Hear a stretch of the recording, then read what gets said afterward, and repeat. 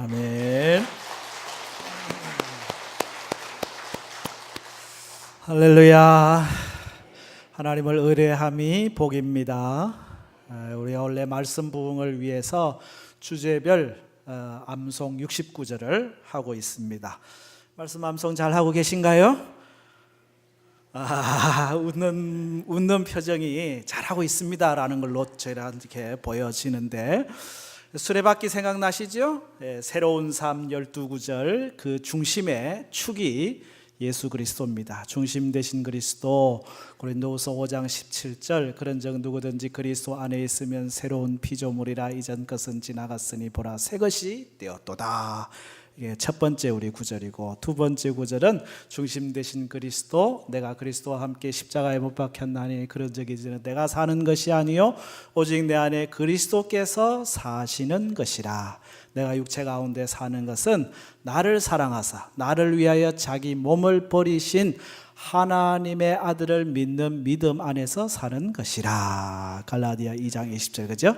중심 예수 그리스도를 중심으로 이 그리스도인의 순종하는 생활 두 구절, 아래 위로 말씀 태, 기도 태, 증거 태, 교제 태, 전부 12구절 새로운 삶. 그 다음에 두 번째가 우리가 그리스도를 전파함 B 파트 12구절 말씀. 시작은 모든 사람이 죄를 범했다고 하는 로마서 3장 23절과 이사야 53장 6절 말씀, 그죠? 그 죄의 형벌이 있다고 하는 두 구절 말씀, 그 형벌을 예수 그리스도가 담당하셨다.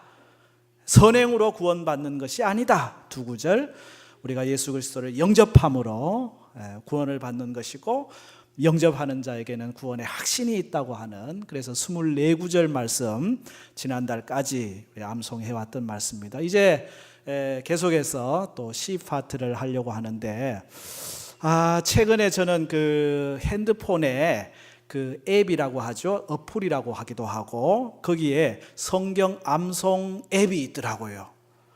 여러분이 스마트폰을 쓰시면은 플레이어 스토어 같은 데 들어가서 69절 하고 치면요, 이 성경 암송하는 69절 그 어플리케이션이 있어요. 그걸 이제 다운 받으셔가지고 이렇게 보면은요, 손가락만 움직이면은 그냥 성경 구절이 탁탁탁탁 넘어가면서 어디서나 언제나 볼 수가 있어요. 내가 사진을 하나 넘겼는데 이게 안 갔나 보네. 그 어플리케이션, 그죠? 잘 모르시는 분들은 자녀들한테 물으세요. 69절 뭐 있다는데 그거 좀 해달라고. 할머니, 할아버지 핸드폰은 안 되는데요. 그러면 좀 비싼 거, 좋은 거 좀 사달라고. 그래가지고 그래 쓰라고 스마트폰이 있는 거지 뭐 그거 딴 거 있겠어요, 그죠? 오늘 말씀 암송 주제는 하나님을 의뢰함입니다. 다른 말로 하면 하나님을 의지하는 삶, 하나님을 신뢰하는 삶입니다. 신앙생활은 하나님을 의뢰하는 것이거든요. 이전에 우리가 의뢰하던 사람, 이전에 우리가 의뢰하던 물질, 우리가 이전에 의지하던 그런 힘이 아니라 하나님을 힘삼고 살아가는 것, 그것이 믿음생활, 신앙생활이거든요. 시편 125편에 하나님을 의뢰하는 자의 삶을 이렇게 표현했습니다.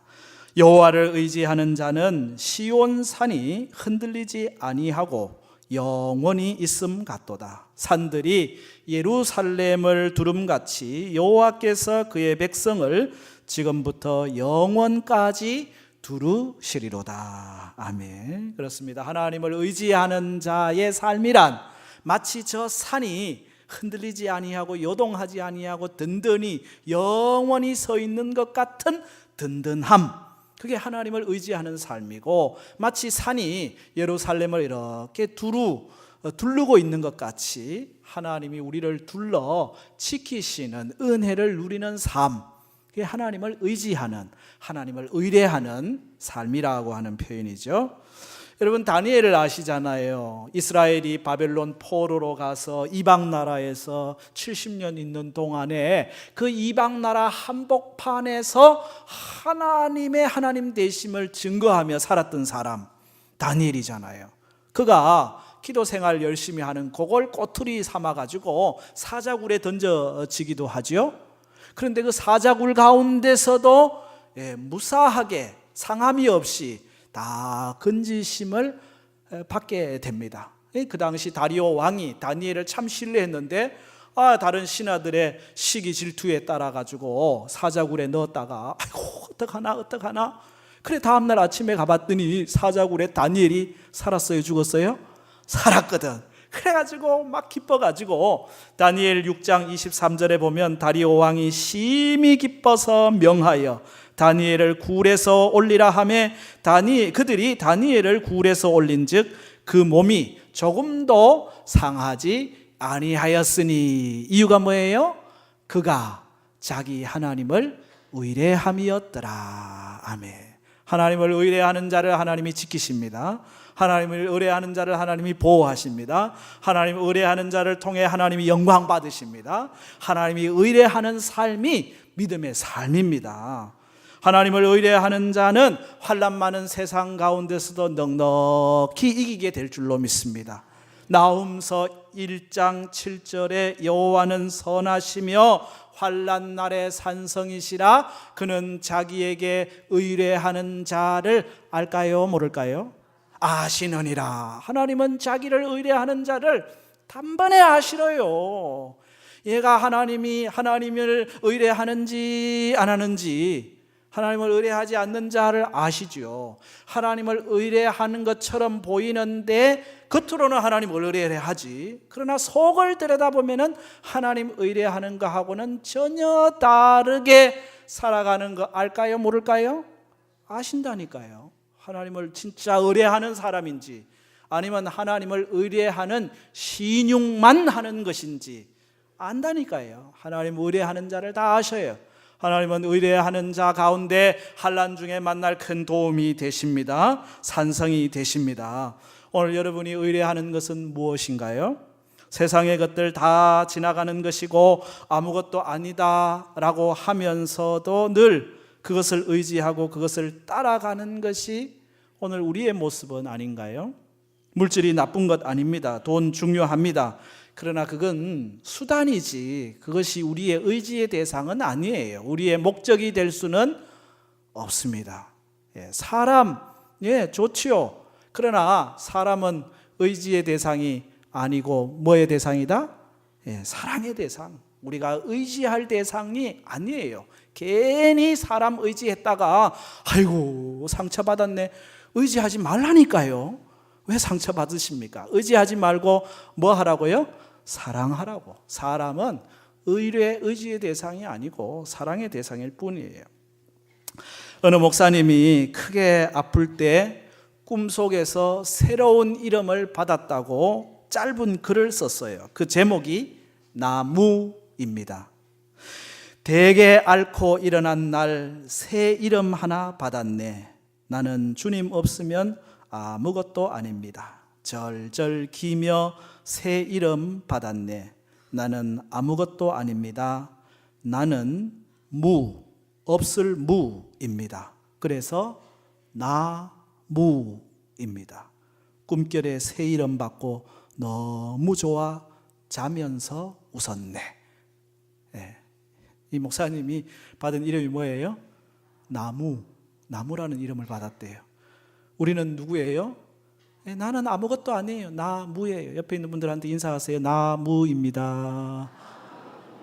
나는 나무예요. 나무. 뭐 대단한 것 같지만은 나는 나무입니다. 창조주 하나님을 의뢰하며 살아가야 할 피조물에 불과한 것입니다. 우리는 구원의 하나님을 의뢰하며 살아가야 할 죄인에 불과한 것입니다.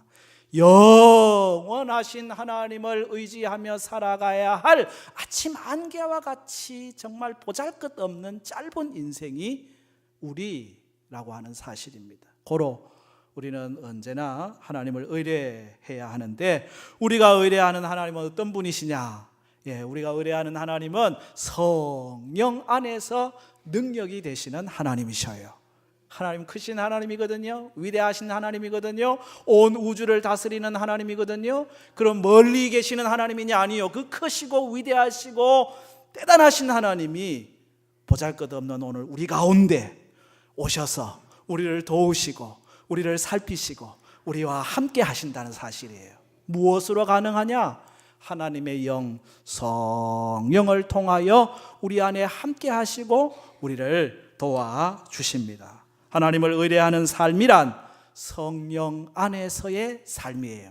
그래서 하나님을 의뢰함 첫 번째 두 구절은 성령에 대한 말씀인데, 고린도전서 3장 16절 말씀 같이 암송합시다. 너희는 너희가 하나님의 성전인 것과 하나님의 성령이 너희 안에 계시는 것을 알지 못하느냐. 아멘. 여러분이 알고 계십니까? 두 가지를 말씀하고 있죠. 너희가 하나님의 성전이라는 것, 요거 알아야 된다는 거예요. 우리가 하나님의 성전이에요. 두 번째는 뭐예요? 하나님의 성령이 너희 안에 계신 것. 이 두 가지를 너희가 알아야 된다. 너희는 너희가 하나님의 성전인 것과 하나님의 성령이 너희 안에 계신 것을 알지 못하느냐. 우리는 하나님의 성령이 거하시는 성전입니다. 그러니까 나는 보통 존재가 아니에요. 하나님이 거하시는 성전이라니까요.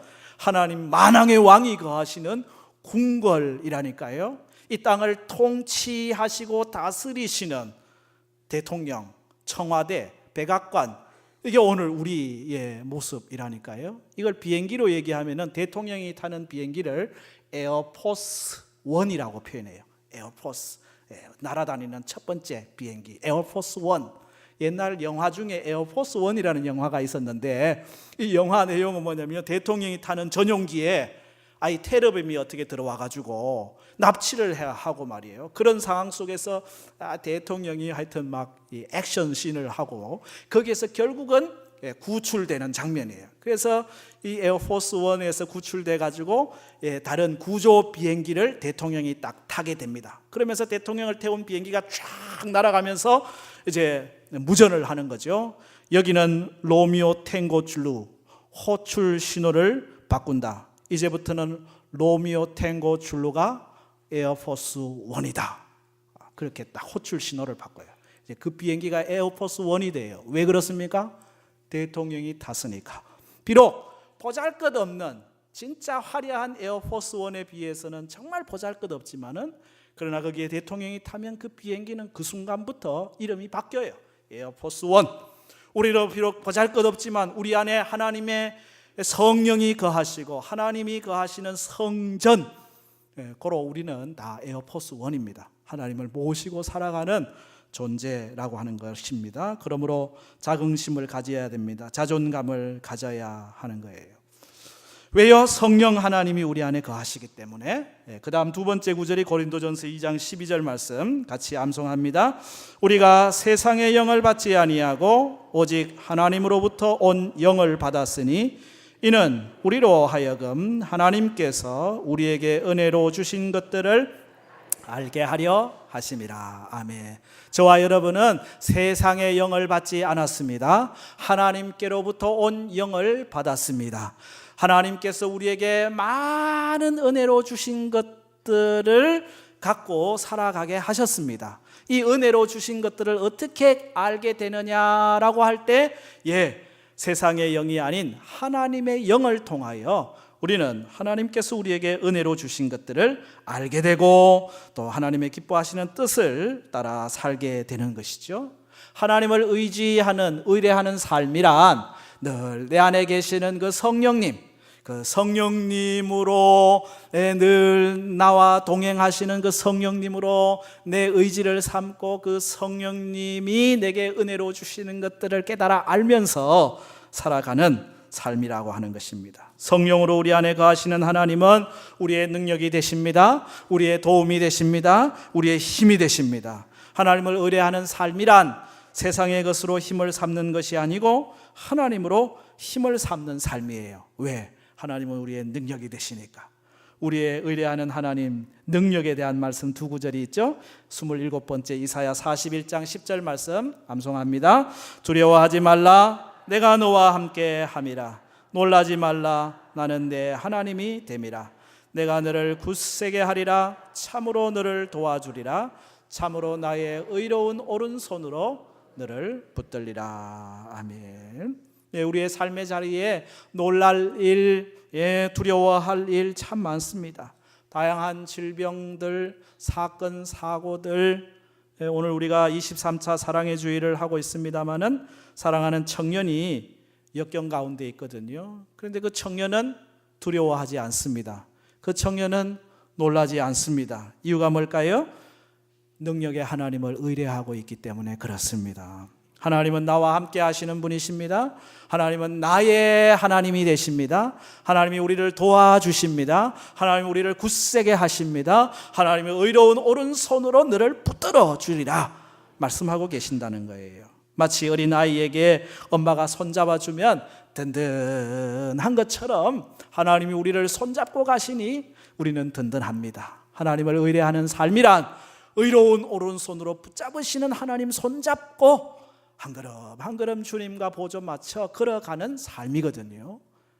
요 애들이 조금 크면요, 자기 멋대로 좀 해보겠다고 엄마 손을 뿌리쳐요. 엄마 내가 저기 갈 거야.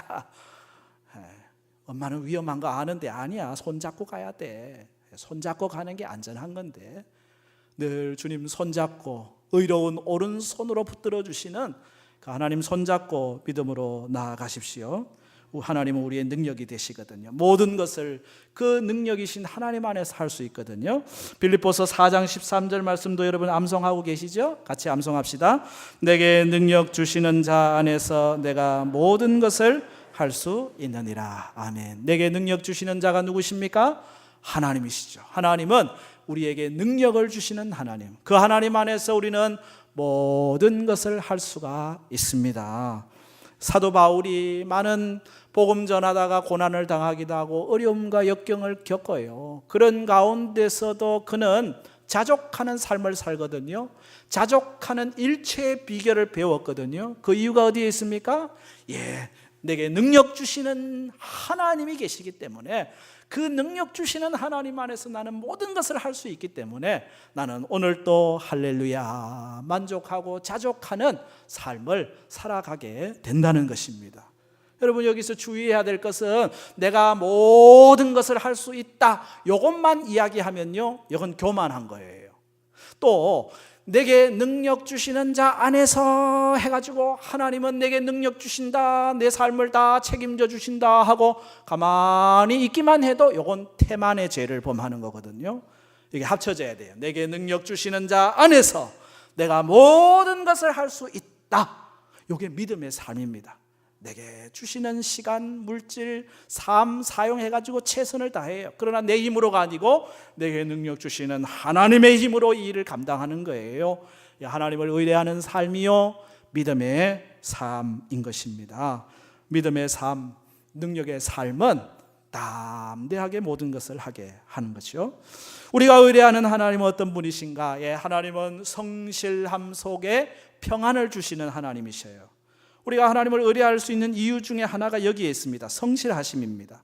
성실이라는 말은 영어로는 faithfulness라고 쓰는데 믿음 또는 신실함을 얘기하거든요. 신뢰할 만하다는 것입니다. 여러분, 오늘 생각 다르고 내일 또 다르고 모레 또 다르고 맨날 바뀌는 사람 여러분이 신뢰할 수 있습니까? 믿을 수 있습니까? 의뢰할 수 있습니까? 아이고, 믿었다가 내일 또 생각이 바뀌어지면 큰일 날 일이잖아요. 근데 하나님은 어제나 오늘이나 내일이나 영원토록 동일하신 하나님, 한결같은 하나님, 성실하신 하나님, 하나님의 성실하심 때문에 우리는 하나님을 의뢰하고도 넉넉히 의뢰할 수가 있어요. 그 하나님의 성실하심을 가르쳐주는 말씀이 예레미야애가 3장 22절과 23절 암송합니다. 여호와의 인자와 긍휼이 무궁하심으로 우리가 진멸되지 아니함이니이다. 이것들이 아침마다 새로우니 주의 성실이 크도소이다. 아멘. 크시도소이다. 주의 성실이, 하나님의 성실하심은 보통 큰 게 아니에요. 항상 하나님의 성실하심이에요. 어떤 면에서 하나님이 성실하시느냐? 주의 인자와 긍휼이 성실하셔요. 여호와의 인자와 긍휼이 무궁하심으로 우리가 진멸되지 아니함이니이다. 이것이 아침마다 새로우니 주의 성실이 크시도소이다. 여러분, 하나님의 인자, 하나님의 긍휼, 이것이 늘 함께합니다. 아침마다 새롭습니다. 이 하나님의 성실하심 때문에 오늘 우리가 서는 거죠. 여러분, 오늘 우리의 삶에 실수도 많고 허물도 많잖아요. 그런데 그때마다 하나님이 심판하시는, 정죄하시는 하나님이라고 하면 우리가 어떻게 하나님 앞에 서겠어요? 그런데 하나님은 인자하시거든요. 하나님이 긍휼이 크시거든요. 인자는 헤세드, unfailing love, 실패하지 않는 사랑이거든요. 긍휼은 라흐힘, compassion, 불쌍히 여기는 마음이거든요. 하나님은 인자하신 하나님, 긍휼하신 하나님. 그 인자와 긍휼이 아침마다 새롭습니다. 그 성실하심이 대대에 있습니다. 고로 우리는 하나님 앞에 넉넉히 설 수 있는, 하나님을 의뢰하고도 남는 삶을 살게 되는 것이죠. 우리가 의뢰하는 하나님 성실하심이 민수기 23장 19절에는 이렇게 표현되어 있는데 함께 암송합니다. 하나님은 사람이 아니시니 거짓말을 하지 않으시고 인생이 아니시니 후회가 없으시도다. 어찌 그 말씀하신 바를 행하지 않으시며 하신 말씀을 실행하지 않으시랴. 아멘. 그렇습니다. 하나님은 한 입으로 두 말씀 하시는 분이 결코 아니라는 사실입니다. 사람은 가끔 사람인데 오리발을 내밀거든요. 잘 모르겠는데요, 안 그랬는데요, 기억나지 않습니다. 근데 다 나중에 가면은 거짓말. 하나님은 결코 거짓말 하시지 않는다는 거죠. 하신 말씀을 바꾸시지 않으신다. 하나님은 사람이 아니시니 거짓말을 하지 아니하시고 인생이 아니시니 후회가 없으시도다. 어찌 그 하신 말씀을 행치 않으시며 하신 말씀을 실행하지 않으시랴. 하나님은 말씀하신 대로 행하시는 하나님입니다. 말씀대로. 그러므로 우리가 이 말씀 가지고 기도하고 말씀대로 살다 보면 말씀 가운데 이루어지는 은혜를 경험하게 되는 거예요. 하나님의 사랑에서 끊을 수 있는 것이 아무것도 없습니다. 하나님이 말씀하신 것은 반드시 실행하시고, 그러므로 우리는 말씀을 의지하고 살아가게 되는 거거든요. 그 성실하신 하나님을 의뢰하는 삶 가운데 하나님은 평강을 약속하고 계셔요. 우리 인생의 최고의 복, 그게 뭘까요? 그 평강이에요. 사실 평안, 그죠? 다 있어요. 그런데 거기에 평안이 없어요. 그러면 다 없는 거예요. 물질도 있고 자녀도 있고 가정도 있고 뭐도 다 있는데 그 안에 평안이 없어요. 안고 없는 찐빵이죠. 진짜 우리에게 가장 소중한 게 있다면 평강인데 그 평강을 하나님이 의뢰하는 자에게 약속하고 계시거든요. 평안의 말씀 31번째 이사야 26장 3절 말씀 암송합니다. 주께서 심지가 견고한 자를 평강하고 평강하도록 지키시리니 이는 그가 주를 신뢰함이니이다. 아멘. 주를 신뢰하는 사람을 다른 말로 하면은 심지가 견고한 사람이다. 하나님께 마음을 두고 흔들리지 않는 사람이다. 여러분의 심지는 견고한가요? 하나님께 여러분의 마음을 두고 주를 의뢰하는, 신뢰하는 삶을 살고 계신가요? 하나님을 신뢰하는 자, 하나님께 그 마음을 두고 그 심지가 견고한 자에게 하나님은 평강하고 평강하도록 지키신다 말씀하고 있습니다. 여러분의 마음에 평강이 있으신가요? 불안이 있으신가요? 하나님께 여러분의 마음을 두십시오. 하나님께 여러분의 마음을 심지가 견고한 자로 하나님을 신뢰함으로 두십시오. 그러면 하나님이 평강하고 평강하게 하실 것입니다. 삶의 순간순간 걱정거리들이 왜 없겠어요? 염려거리 왜 없겠어요? 그때는 어떻게 합니까? 우리 인생이 연약해서 순간순간 염려가 걱정이 들어왔을 때는 주님께 맡기라는 거예요. 베드로전서 5장 7절 말씀이 그 말씀이죠. 평안의 두 번째 말씀, 베드로전서 5장 7절을 암송합니다. 너희 염려를 다 주께 맡기라. 이는 그가 너희를 돌보심이라. 아멘. 우리를 돌보시는 하나님은 우리의 염려까지도 다 맡아주십니다. 수고하고 무거운 짐진 자들아 다 내게로 오라 말씀하신 분이 우리 하나님이시잖아요. 오늘 어떤 염려를 가지고 성전에 올라오셨습니까? 그 염려를 주님께 맡길 수 있기를 바랍니다. 주여, 내 염려가, 내 걱정이, 내 생각 속에 이런 답답함이, 이런 아픔이 있습니다. 하나님 맡아주세요. 너희 염려를 다 주께 맡기라 하지 않았습니까? 그러면 주님께서 돌보신다고 하지 않으셨습니까? 오늘도 주님께 내 모든 염려를 맡깁니다. 맡기는 거예요. 맡긴다는 것은 완전히 던지는 것을 얘기하는 거거든요. 예배 중에 다 맡기고 또 집에 갈 때 찾아가지는 마세요. 하나님 주세요. 내 맡긴 거 그거 내 가져가야 된다고 이고 지고 양손에 끝도 들고 낑낑낑낑 그러지 말고 염려를 다 주께 맡겨버리라. 그가 돌보심이라. 하나님은 우리에게 평강을 주십니다. 우리가 의뢰하는 하나님은 성실하신 하나님, 그 성실하심으로 우리 가운데 평강으로 역사하셔요. 하나님은 우리의 필요를 공급하시고 유혹에서 도우시는 그런 하나님이시거든요. 우리가 하나님을 의뢰하는 것은 하나님이 우리의 공급자가 되시기 때문에 그렇습니다. 우리의 생명의 공급자가 하나님이시잖아요. 태초에 하나님이 천지를 창조하실 때 우리 인생을 제일 첫날 창조하지 않으셨어요. 제일 귀하니까, 제일 소중하니까 제일 먼저 창조했냐? 아니요. 첫날은 빛을 만드시고 그 다음 궁창 만드시고 무틀 만드시고 바다 만드시고 거기에 생물들, 식물들, 동물들 다 과일들 다 만들어 놓고 제일 나중에 인간을 만드셨어요. 왜? 필요한 것을 다 예비해 놓고 애기 태어날 때 베네 쪼고리부터 시작해가지고 기저귀하고 우유하고 다 태어나기 전에 미리 다 준비하는 것처럼 하나님이 우리의 모든 육체에 필요한 것을 공급하시는 하나님, 생기를 불어넣으셔서 우리의 영혼을 창조하신 하나님이 우리의 영혼의 필요, 죄로 말미암아 죽어버린 우리에게 예수 그리스도를 통하여 구속함을 얻게 하시는 우리의 필요를 채워주시는 공급하시는 하나님, 자기 아들을 아끼지 아니하고 주신 하나님이 우리의 우리의 필요를 왜 채우시지 않으시겠어요? 그래서 공급하시는 하나님에 대한 말씀이 여기 로마서 8장 32절의 말씀입니다. 같이 읽겠습니다.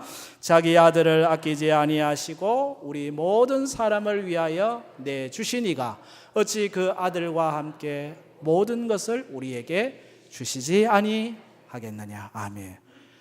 하나님에게 가장 소중한 게 뭐였겠어요? 그 아들 예수 그리스도 아닙니까? 그런데 그 아들 예수 그리스도를 우리를 위하여 내어주신 하나님께서 우리에게 무엇을 아끼시겠는가? 필요한 대로 다 공급하신다라는 사실입니다. 여기 모든 것에는 포함되지 않는 게 없습니다. 여러분, 일용할 양식이 필요합니까? 하나님 일용할 양식을 주옵소서. 일용할 양식을 공급해 주시는 겁니다. 지혜가 부족하면 지혜를 공급해 주시고, 건강이 필요하면 건강을 공급해 주시고, 위로가 필요하면 위로를 공급해 주시고, 전도할 담력이 필요하면 담력을 공급해 주시고, 믿음이 필요하면 믿음을 공급해 주시고, 모든 것을 공급해 주시는 하나님, 자기 아들을 아끼지 아니하시고 우리에게 주시니가 어찌 그 모든 것을 아끼시겠는가? 하나님은 우리의 필요를 채우시는 공급의 하나님, 그죠? 빌립보서 4장 19절 말씀도 우리에게 채우시는 하나님을 노래합니다. 같이 읽겠습니다. 나의 하나님이 그리스도 예수 안에서 영광 가운데 그 풍성한 대로 너희 모든 쓸 것을 채우시리라. 아멘. 나의 하나님은 채워주시는 하나님, 공급하시는 하나님. 사도 바울은 빌립보 교회를 생각하면서 바울 선교를 위하여 애쓰고 수고한 성도들을 축복하면서 나의 하나님이 너희 모든 쓸 것을 채우시기를 원한다. 그런데 어떻게 채우느냐? 예수 그리스도 안에서 영광 가운데 풍성한 대로.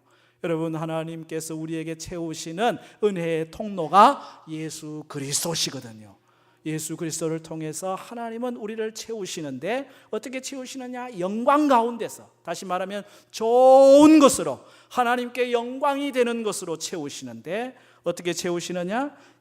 거기에 풍성한 대로 채우신대요. 아이고, 부족해가지고 조금 더 있었으면 좋겠는데가 아니고, 하나님은 가득 넘치게, 부족하지 않게, 풍성하게, 나의 하나님이 그리스도 예수 안에서 영광 가운데 풍성하게 채우시기를 원하노라. 하나님은 우리에게 공급하시는 하나님. 하나님의 도우심은 고난과 역경, 유혹 가운데서도 시험 한복판에서도 계속됩니다. 우리의 삶에 시험이 많잖아요. 유혹이 많잖아요. 그 유혹 많은 세상, 시험 많은 세상을 우리가 어떻게 승리하느냐? 하나님을 의뢰할 때 하나님은 우리를 유혹에서 도우시는 하나님이시거든요. 예수 그리스도께서 수많은 시험과 유혹을 당하셨잖아요. 여기서 시험이라고 하는 것은 테스트하는 시험이 아니고 템테이션, 유혹하는 시험, 그죠? 예수님께서 40일 금식하셨을 때 사단이 와서 시험하잖아요. 유혹했거든요. 그 유혹과 시험 가운데서 이기신 예수님이 우리를 넉넉히 유혹 가운데서 도우시고 시험 가운데서 이기게 하십니다. 히브리서 2장 19절 18절 말씀 같이 암송합니다. 그가 시험을 받아 고난을 당하셨은즉 시험 받는 자들을 능히 도우실 수 있느니라. 아멘. 우리를 시험 가운데서 능히 도우실 수 있는 이유, 예수님도 유혹과 시험을 받으셨거든요. 예수님도 유혹과 시험을 받았는데 우리라고 예외겠어요? 잘나가는 연예인들만, 정치인들만 유혹받는 줄 아세요? 아니요. 우리의 삶에도 수많은 유혹들이 있습니다. 시험들이 있습니다. 그 유혹과 시험 가운데서 넉넉히 이기며 살아갈 수 있는 삶은 그 시험을 능히 이기신 예수 그리스도께서 우리를 도우실 때 하나님을 의뢰하는 자 가운데 주시는 은총인 줄로 믿습니다. 하나님은 말씀으로도 우리를 유혹에서 도우셔요. 시편 119편 9절 11절 마지막 말씀 암송합니다. 청년이 무엇으로 그 행실을 깨끗게 하게 하리까? 주의 말씀만 지킬 따름이니이다. 내가 주께 범죄하지 아니하려 하여 주의 말씀을 내 마음에 두었나이다. 아멘. 하나님의 말씀, 이 성경책, 이것은 우리를 유혹에 빠지지 않고 믿음으로 인도하는 안내서요, 길잡이요, 능력이 되는 것입니다. 그래서 성경을 암송하는 거예요. 성경을 읽기도 하고, 성경을 듣기도 하고, 성경을 쓰기도 하고, 성경을 암송하기도 하고, 이 말씀 가운데 우리가 서 있으면 우리의 삶이 그 하나님의 돌보심 안에 범죄하지 아니하고 하나님이 기뻐하시는 깨끗한 삶으로 살아가게 되는 삶을 살게 되는 것입니다. 하나님을 의뢰하는 삶, 12구절의 말씀이죠. 하나님을 의뢰하는 삶은 성령과 함께 동행하며 하나님의 능력을 붙잡고 살아가는 삶입니다. 하나님의 성실하심을 기억하고 평안을 누리는 삶입니다. 하나님 우리의 삶에 공급하시는 수많은 공급들을 공급받으면서 수많은 유혹 가운데서 도우심을 받고 승리하는 삶이거든요.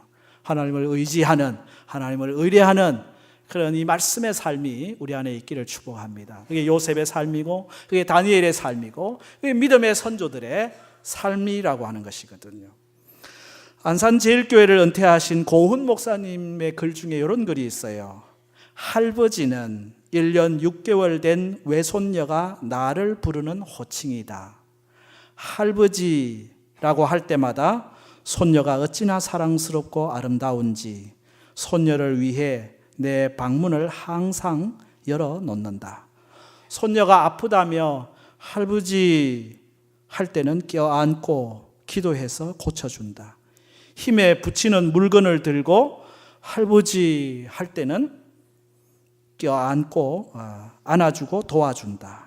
어른들께 책망받고 울면서 할아버지 할 때는 껴안고 편을 들어준다. 오히려 아이 앞에서 어른들을 책망하며 위로한다. 할아버지는 손녀에게 피난처요, 전능자의 이름이요, 바위요, 반석이요, 의사요, 돕는 완전자다. 적어도 할아버지를 믿고 할아버지를 부르는 손녀에게만은 할아버지가 전부다. 비로소 나는 여호와의 이름의 의미와 그 이름 부르는 자는 구원을 얻으리라는 말씀을 실감한다. 이거는 할아버지나 할머니들은 바로 이해가 되는 말씀이죠. 할아버지가 할머니가 아닌 사람은 뭔 말 하는지 이게 도통 뭔 말인지 몰라요. 할아버지가 돼보면, 할머니가 돼보면 손녀 손자들한테 어떤 마음인지, 이게 하나님의 마음입니다. 하나님을 의뢰하는 자에게 하나님은 이와 같이 우리 가운데서 일하고 계시다는 사실입니다. 의로운 오른손으로 붙잡아 주시는 하나님의 그 손을 오늘도 여러분이 붙잡으시길 바랍니다. 또 다른 한 손은 오늘 그 하나님의 손을 잡아야 할 또 작은 자, 그 사람의 손을 또 잡고, 하나님 손 잡고 작은 자 이웃 손 잡고 하나님을 의뢰하는 믿음의 삶으로 승리하기를 주의 이름으로 축복합니다.